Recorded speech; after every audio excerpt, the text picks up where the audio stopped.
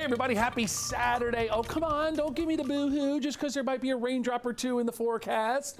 Doesn't matter. GDOT's got to get their work done. Guess where they are? Hey! Yeah, the restoration project.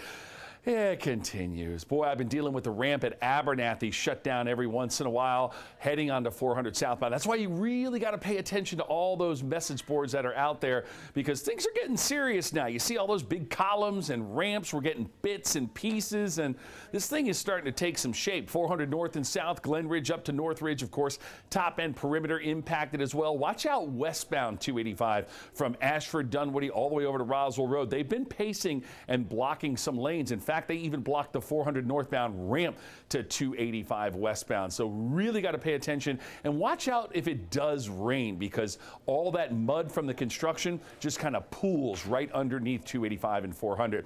All right, the resurfacing will continue in Cobb on 75 north, basically Windy Hill to Highway 5. They've moved it up a little bit. They were talking closer to Delk Road and Highway 5, but I think we start seeing the brake lights even back as far as Windy Hill. 3 left lanes will be occupied, usually late at night, 9 to 5 a.m. until Monday morning, but you never know, especially with all the equipment out there. Remember, Cobb Parkway is your best bet for an alternate. No Braves in town, so that'll certainly help our cause. Now, they're not saying anything specific about this on the south side, 285 east and westbound between I-20 and Flat Shoals, but I'm going to leave the barrels out there because I still think they have some of that construction equipment out there that may cause a few folks to slow down a wee bit. All right, we're not slowing down with the Shaky Knees Music Festival. Let's get out and do our thing. Today and tomorrow, kicked it off yesterday down at Central Park. Always a lot of fun. Please be safe.